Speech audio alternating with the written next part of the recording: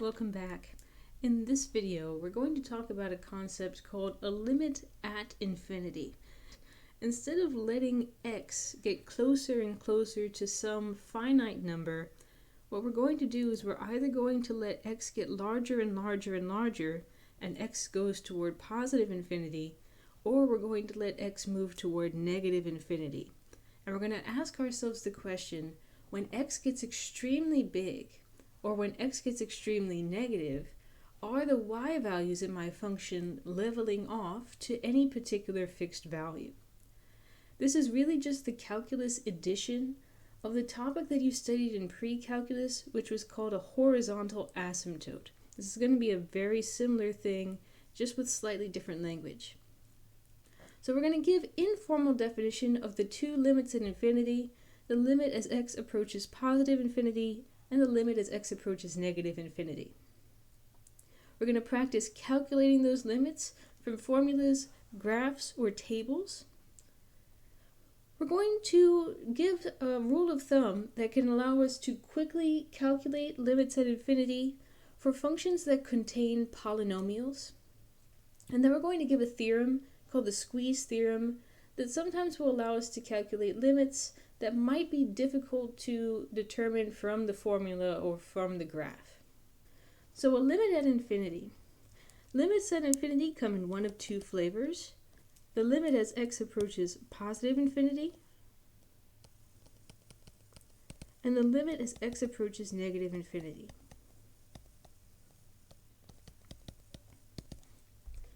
The limit as x approaches positive infinity is asking the question, as x gets very large, is there a single value that f of x is getting close to?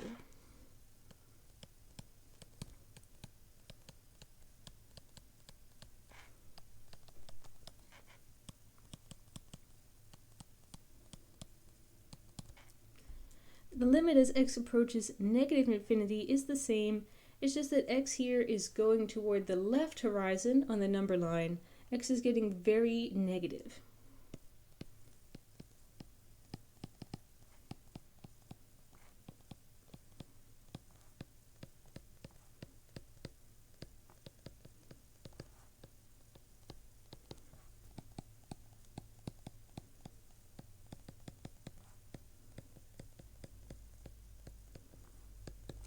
To give you an example of what I mean, let's have a look at the graph of the function f of x equals the inverse tangent of x, which I've denoted here as arctan x.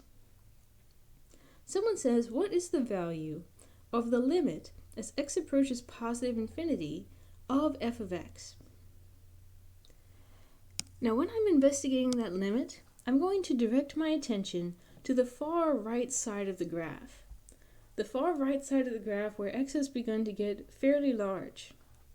And I'm going to ask myself, as I follow the graph toward positive infinity, toward the right end of the graph, are the y values getting closer and closer to some fixed value?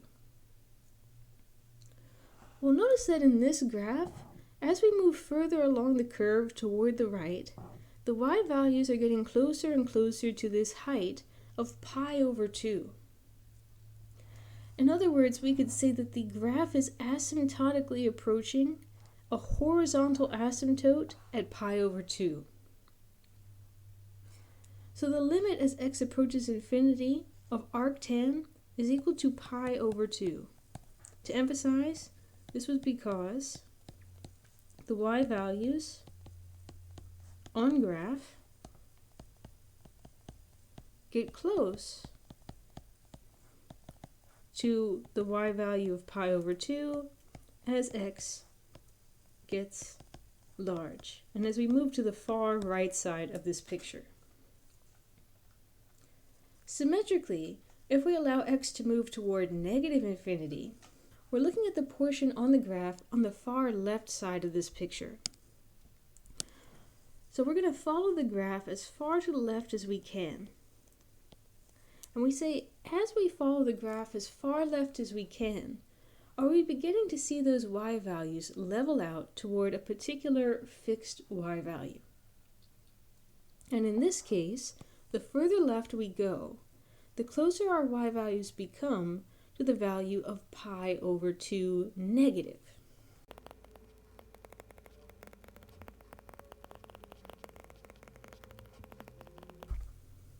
This behavior becomes even more noticeable if you take a look at a computerized picture.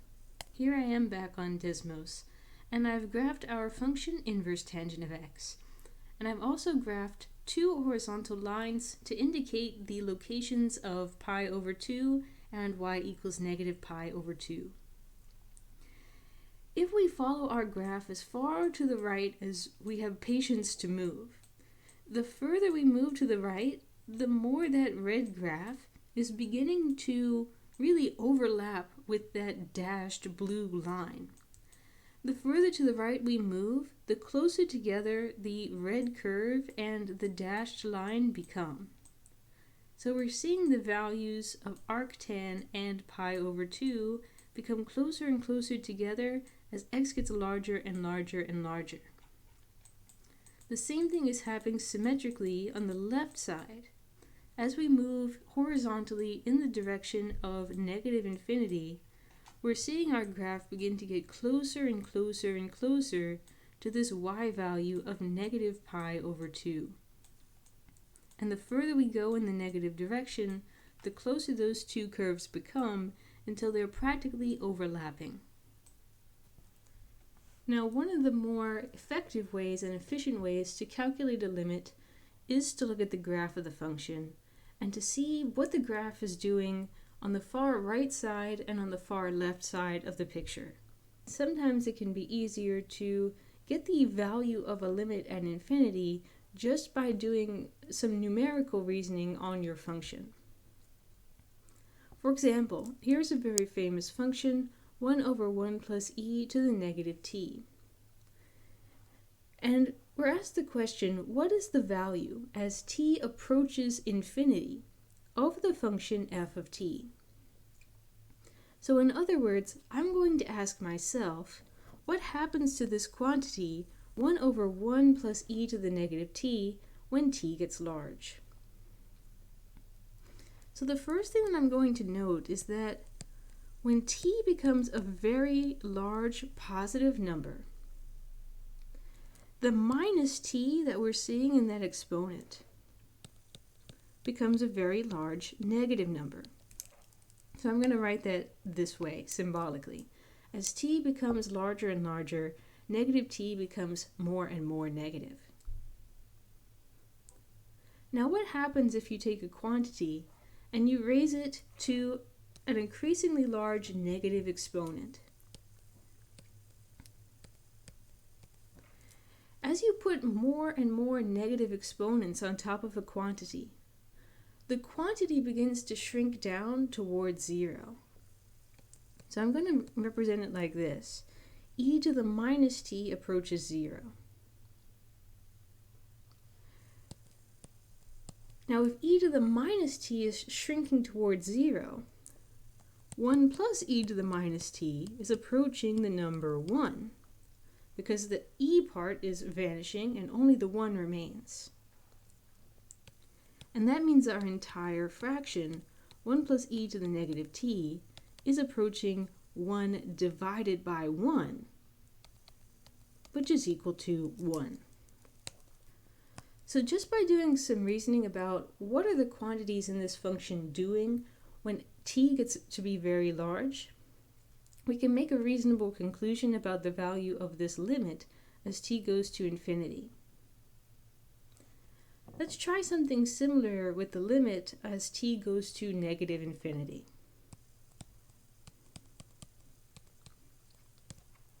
If t is getting to be a very large negative number, and you hit that t with a minus sign, then negative t is going to become a very large positive number because the sign will flip. So in this case, in the second bullet point, we're taking e and we're raising it to something which is getting bigger and bigger and more positive. And as that exponent grows, the entire quantity begins to grow. So e to the negative t is getting bigger and bigger and bigger. So if you just add 1 to e to the negative t, that's still going to get bigger and bigger and bigger. Now think about what that's going to do in the denominator of this fraction. If I take 1 and divide it by something that's getting larger and larger and larger, then the entire fraction is going to get smaller and smaller and smaller.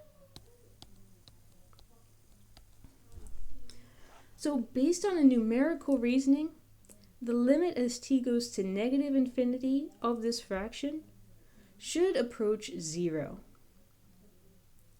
In case we don't believe our reasoning, let's go ahead and let's check out a graph of the function to see if we can get the same conclusion. So here is a graph of the function 1 over 1 plus e to the negative t, graphed in red here. Now as x gets larger and larger and larger, we see that this curve is coming up and leveling off right underneath this black dashed line, which corresponds to a y value of positive 1. If we move in the negative direction, then this function is leveling off at a height which is getting closer and closer to the x-axis, which corresponds to y equals 0. Now sometimes the function will not begin to level off to or approach any fixed y value on either the right or the left-hand side of the graph. For example, let's consider the function which just consists of e to the x. Let's find the limit as x approaches negative infinity, and let's find the limit as x approaches positive infinity for this function. As x moves toward negative infinity,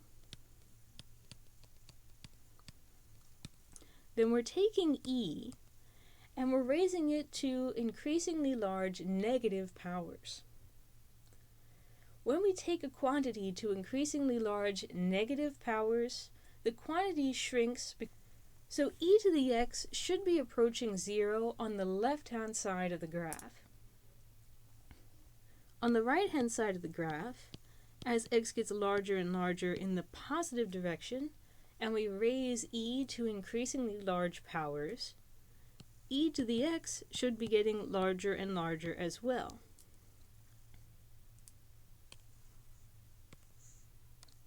Here is the graph for confirmation of that fact. As x gets larger and larger in the negative direction, the graph is leveling off to a fixed y value of y equals 0. The graph is flattening out and getting closer and closer to y equals 0 as we move in the left direction.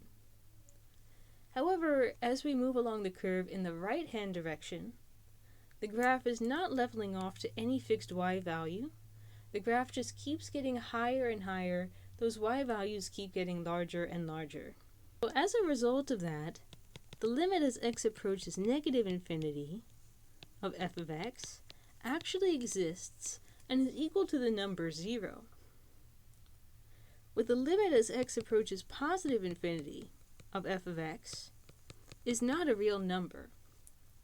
We can say that the limit is equal to positive infinity to capture the fact that as x gets very large, the y values are also getting very large. But technically, this limit does not exist because the y values on the graph did not approach a fixed real number. Sometimes the situation is even worse than that. Let's consider our old friend sine of x. Now, here's the graph of sine of x. As you might recall from trigonometry, the graph of sine of x has this oscillating behavior, where infinitely it repeats this up-down wave motion. Now as you move in the positive infinity direction, no matter how far to the right-hand side you go, no matter what, the values of y keep oscillating between positive 1 and negative 1. The y values are not growing to positive infinity. The y values are not shrinking toward negative infinity. and the y values on the graph are not getting closer to any particular y value. The same thing will be true on the left-hand side of this equation, because sine has a certain symmetry to it. In this case, what I would say is the following. The limit as x approaches negative infinity of the sine function, f of x in this case, this limit just does not exist.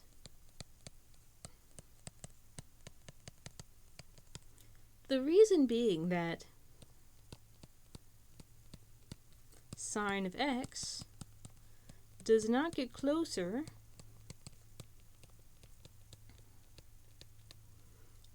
to any fixed y value when x is large. It is forever oscillating between y equals -1 and y equals +1.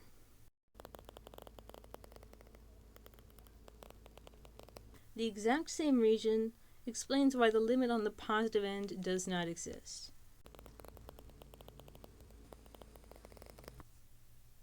Now, every once in a while, when you're working with certain kinds of functions, you can find a limit at infinity using a pretty straightforward little trick.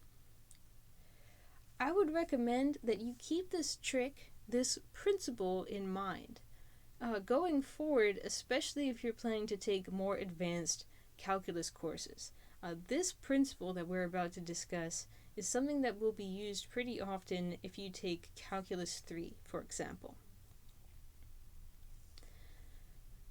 The first thing I want to do is I want to remind you what a polynomial is. And a polynomial is just a function whose format is like some number plus some number times x plus some number times x cubed plus some number times x squared, etc., up to whatever power you happen to be interested. Maybe x to the 4th power, x to the 17th power, whatever. The only thing that really matters is that all the powers on all the x's do need to be whole numbers, and they do need to be non-negative numbers. So something that would count as a polynomial is something like 1 plus x squared. In this case, the number that we have in the lead, the constant term, is just 1. We have 0 x's, we have 1 x squared, and we don't have any other higher power terms than that. Another thing that might count would be, 5x cubed minus x plus 17. This would be another example of a polynomial.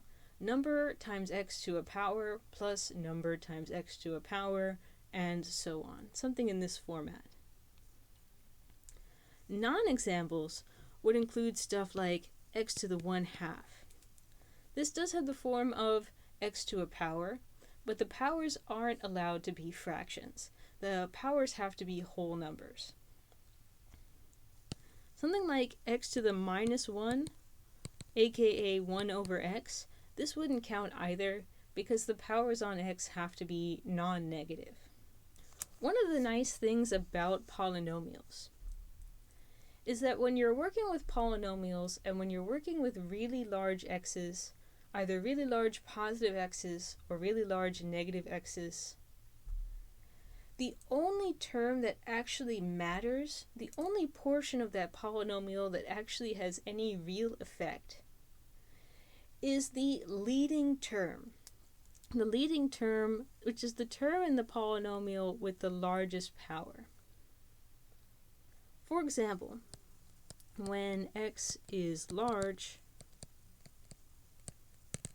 the polynomial x to the 17 plus 3x to the 8th minus x to the 7th plus 1,000,000 is approximately equal to the result that you get just from x to the 17. When x is large enough, x to the 17th power is so unthinkably gigantic that it completely dwarfs the other 3 terms in this expression. For example, another example, if I had the polynomial where we had, negative x to the 10th power plus 5x squared plus 10x to the 19, say, if x is a very, very large number, the only term in this list that really is making a big difference is the term with the highest power, 10x to the 19.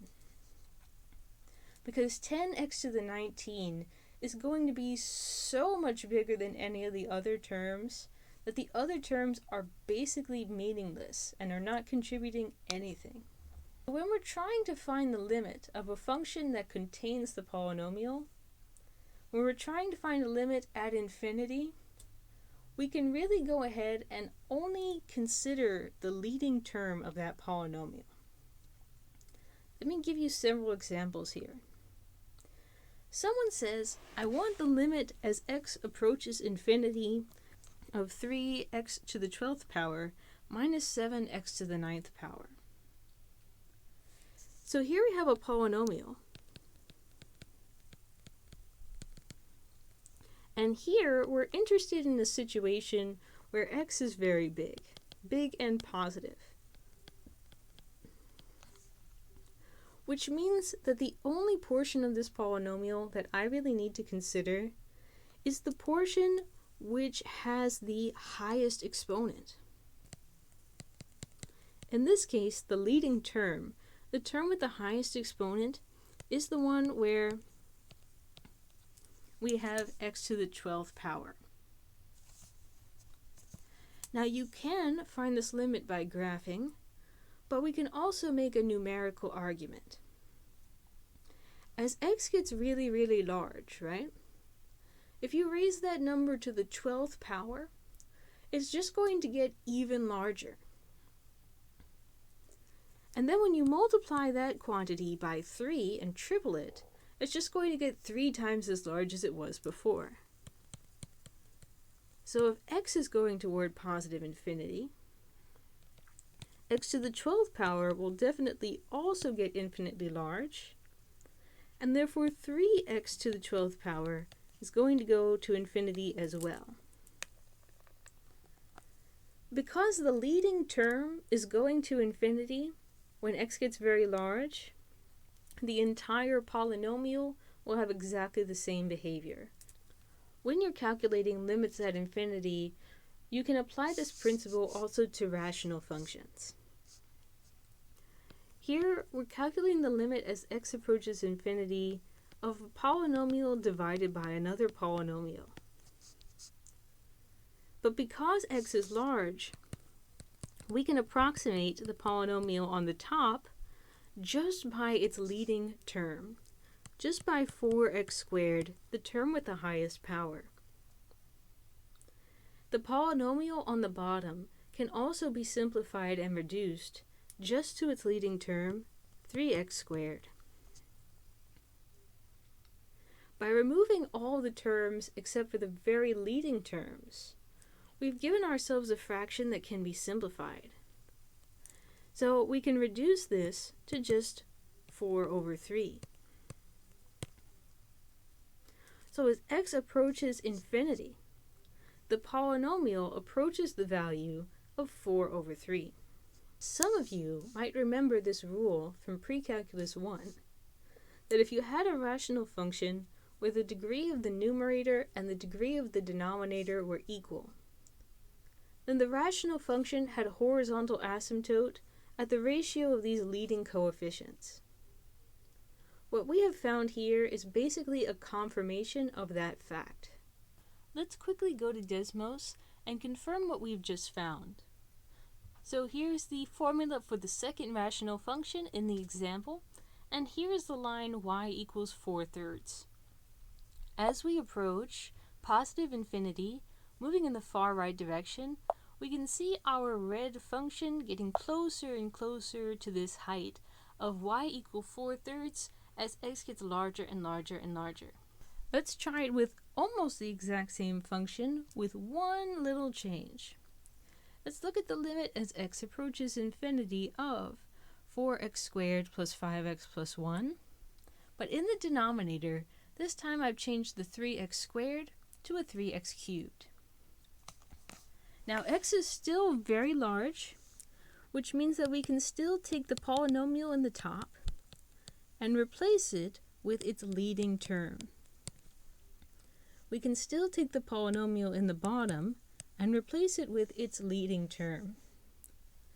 But what's different now compared to what we did just a few seconds ago is that now when we simplify this fraction, there's still an x left in the denominator. But let's ask ourselves, what's happening to this fraction when x is starting to get really big? Well, if x gets really, really big, then we're basically taking 4 and dividing 4 by an increasingly large number. So when we divide 4 by larger and larger numbers, the result gets closer and closer to 0. So, by replacing the numerator and the denominator with the leading terms, reducing, and then thinking about what that fraction did when x gets very large, we found that the y values begin to approach 0. And that's the limit as x approaches positive infinity for this function. Notice that this confirms another fact that we learned back in Calculus 1, which said that if you had a rational function and the degree of the denominator was larger than the degree of the numerator, then the function would have a horizontal asymptote at y equals 0. And we've confirmed that here. We have a polynomial in the denominator with degree 3, which is larger than the degree 2 polynomial at the top of the fraction. And as x went to the far right side of the graph, the y values approached 0. Now, where this gets especially interesting is in situations like these last two questions, where we have a square root involved in the calculation.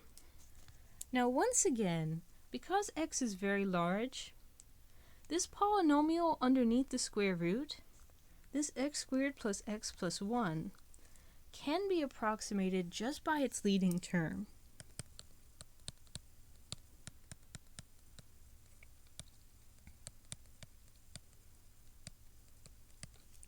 So instead of square root of giant mess, we can pay attention to just square root of the leading term, x squared. The same thing is true in the denominator. Instead of 3x plus 1, we can consider just the leading term, 3x. Now here's the tricky bit. I'm going to try to simplify this. I'm going to be very, very careful about this quantity in the numerator. A common misconception is that if you take x, square it, and then take the square root, the result is always equal to x itself. But there's a problem with that in general. The problem is that sometimes x can be negative, but the square root will only ever produce positive numbers. Even if x is negative in the beginning of this calculation, the square root will force it to become positive by the end of the calculation. For example, if I took minus 1, squared it, and then took the square root, if I followed order of operations, moving from the inside out, the first thing I would do is square the minus 1, and I would get 1 as the result. Then, the square root of 1 would be equal to positive 1. So that input of negative 1 got changed to a positive 1 after it was 1 through the square root. In general, if you apply the square root to x squared, the result of that is going to be equal to the absolute value of x. Because the absolute value also takes negative quantities and makes them positive. Now, before I actually finish this example, I want to do exactly the same thing with the final example in the final bullet point. Notice that the function in the final example is exactly the same. It's just that we're looking at the limit as x approaches minus infinity. So I'm going to go ahead and do the exact same simplification. But this time, we're doing the limit as x approaches negative infinity.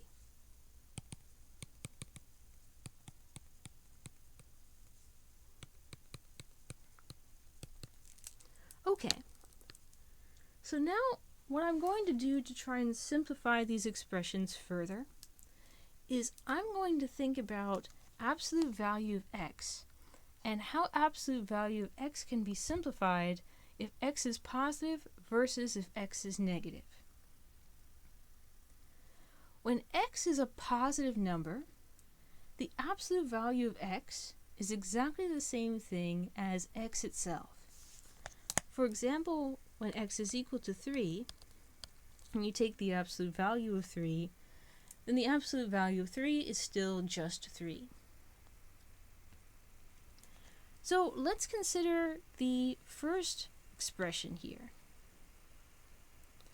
When we're considering the limit as x approaches positive infinity, then we're allowing x to be a very large positive number. So that means in the first case, the absolute value won't do anything to x. Absolute value of x will be equal to x itself.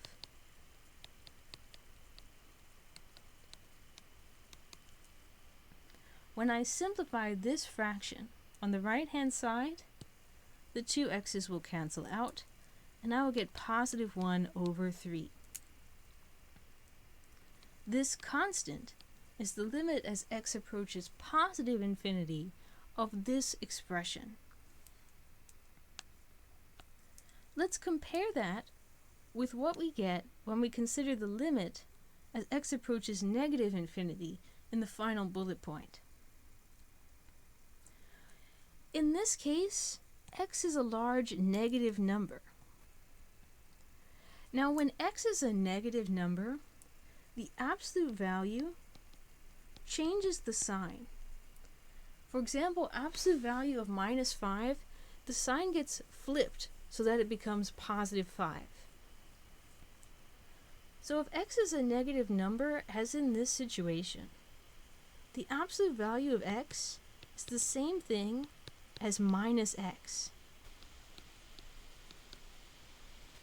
So now if I reduce this fraction on the right-hand side, I get negative 1 over 3 as the limit as x approaches minus infinity. Once again, this is a good opportunity to confirm what we've found using a graph. And let's confirm that as we move far in the positive x direction, that our green graph is beginning to level off at this level indicated by the blue dashed line. It's beginning to level off at 1/3. However, if we follow the graph, wow! Alright, I have no idea what just happened. Anyway, if we follow the graph in the negative x direction, then we can see that the green graph is beginning to level off toward this purple horizontal line, y equals negative 1 over 3. Now, just as a word of warning, as usual, this trick that we have done of replacing a polynomial by its leading term is something that's only valid when x is an extremely large number. For example, when you are calculating the limit as x goes to infinity, or the limit as x goes to minus infinity. It's not appropriate if you are trying to calculate the limit as x approaches 2, for example, because 2 is just not large enough for that approximation to be valid. So let me give you an example. Someone gives me the following limit. Here's what you do not want to do. You do not want to try and calculate this limit of leading term divided by leading term. Simplify that to 1. And say, aha, well, the result of that must be 1. That's incorrect because we're not calculating a limit at infinity.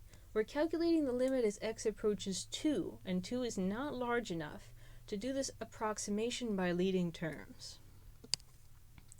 If you want to calculate the limit in this problem correctly,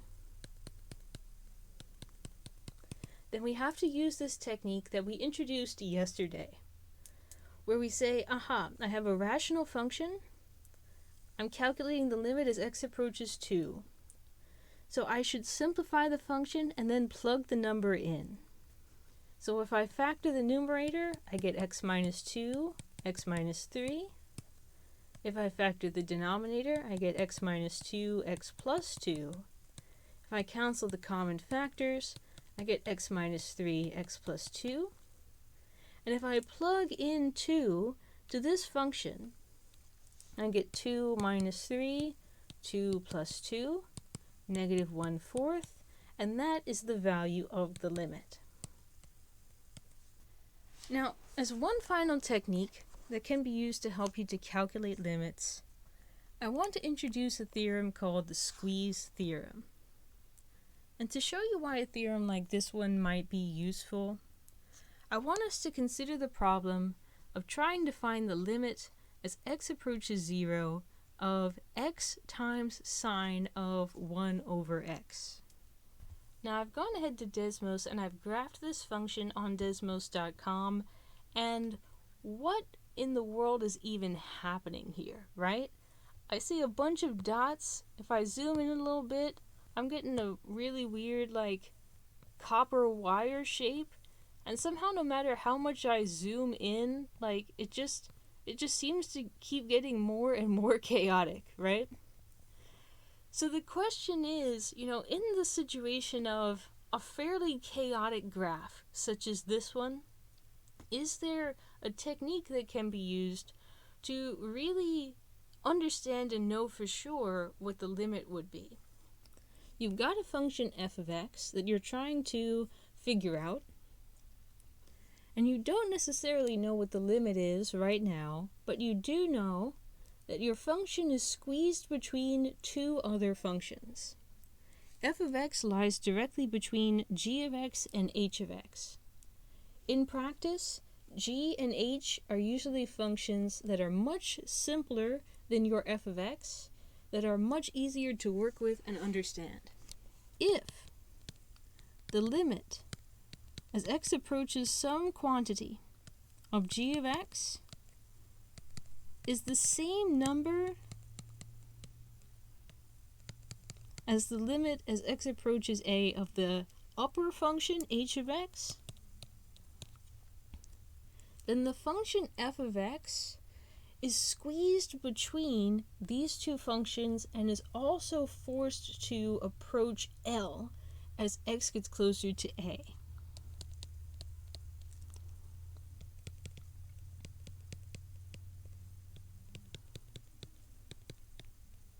See if we can approach calculating the limit of this function x times sine of 1 over x. And the first thing that I'm going to do is I'm going to think about sine. As we know from trigonometry, one of the properties of a sine and cosine is that their values can never get larger than 1. And on the flip side, their values can never get smaller than minus 1. So sine of 1 over x is squeezed between 1 at the top and minus 1 at the bottom. So suppose that I went in there and modified all three sections of this inequality, multiplying all three sections by x. Then what I'm saying is that my function in this problem, x times sine of 1 over x, is squeezed between the function x on the top and the function minus x on the bottom. What happens to the two functions on the outside as x approaches 0? Well, as x approaches 0, the x on the top approaches 0.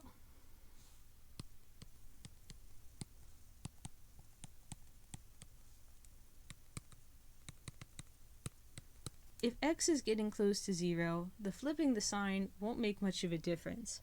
negative x will be going towards 0 as well.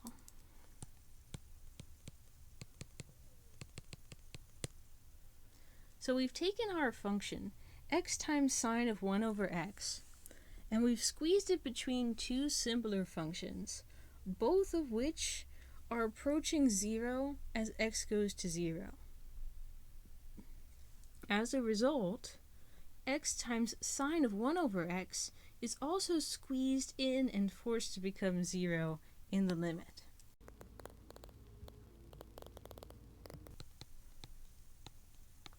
Squeeze theorem is used pretty commonly when you're trying to find the limit of a function which contains something like sine or cosine, because sine and cosine do have this property that they're squeezed between 1 and -1.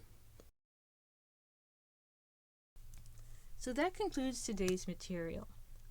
We introduced the idea of a limit at infinity for a function. We looked at how to determine limits at infinity from graphs, and we looked at how we might determine a limit at infinity using just numerical reasoning. If x gets large, what happens to this quantity? If that quantity gets big, what happens to this quantity? We looked at a rule/trick that could be used to quickly determine limits at infinity for functions which contain polynomials. If x is really big or really small, a polynomial can be replaced just by its leading term, the term with the highest power. And we looked at a theorem called the squeeze theorem, which allows us to calculate the limit of a complicated function by taking that function and squeezing it between two simpler functions. If the two simple functions approach the same value, then the complicated function in the middle must also approach that same value.